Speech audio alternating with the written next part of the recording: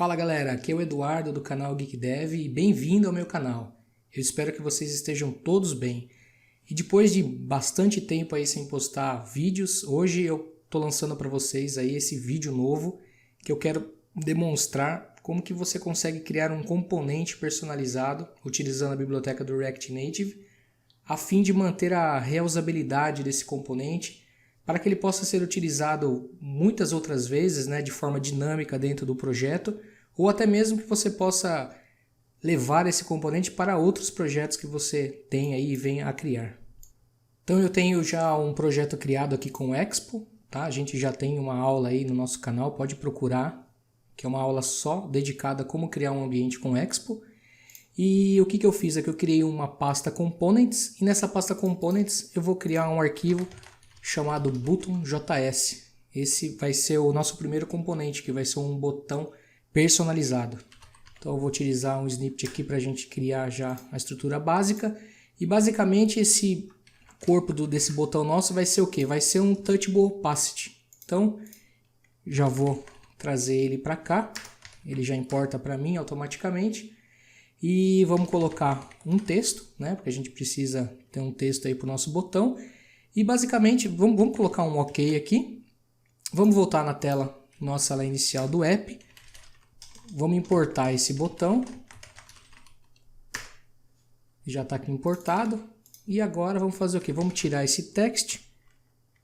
E vamos jogar já o botão na nossa tela para ver o que é que acontece. Então a gente já tem o botão nosso aqui, já está sofrendo já ação de clique. E agora a gente só vai partir para a parte de estilização e passar os props para que ele possa ficar dinâmico. Então agora, galera, partindo para a estilização, eu vou criar um estilo chamado button. Vamos colocar um background color para ele DDD, um width de 350, um height de 45. Vamos alinhar ele para o centro, né, tanto na vertical quanto na horizontal.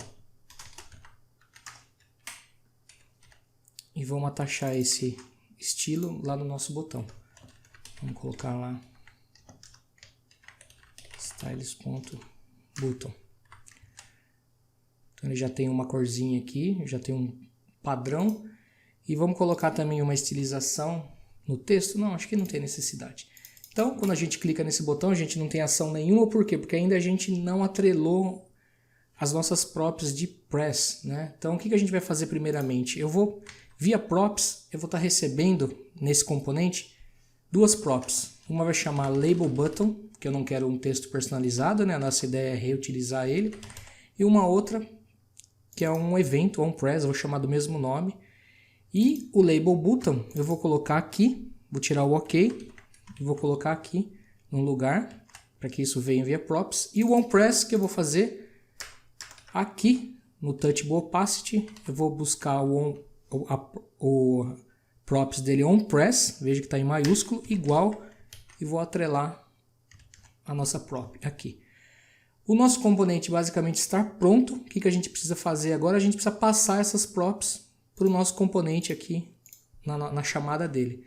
Então aqui na chamada dele a gente vai chamar o label button, vou chamar de entrar, e o onPress, que é a outra props que a gente criou, eu vou chamar, vamos colocar aqui um sign-in, e aqui eu vou criar essa função sign-in, formato de arrow function, e vamos só colocar um cliquei. Vamos salvar. Então ele já colocou para mim aqui o texto, né, dinâmico que a gente passou via prop, e quando a gente clicar em entrar, a gente tem o evento, né, onPress, que foi direcionado para essa função sign-in que a gente criou aqui. Quando eu disse para vocês sobre reusabilidade, veja só que bacana. Se eu tivesse outras telas aqui, poderia simplesmente fazer o import, como eu tenho aqui, e transportar esse botão. Se eu tivesse outros botões, posso duplicar. Veja só o que aconteceu. Vamos colocar um margin bottom aqui de 3, só para a gente ver.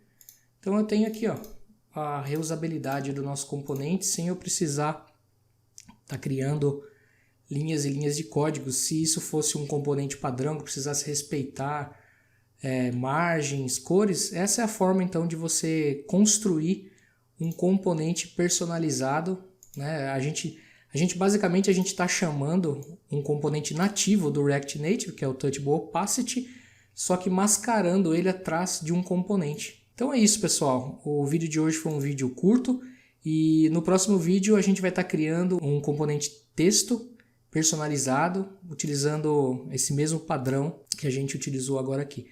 Muito obrigado se você ficou até o final.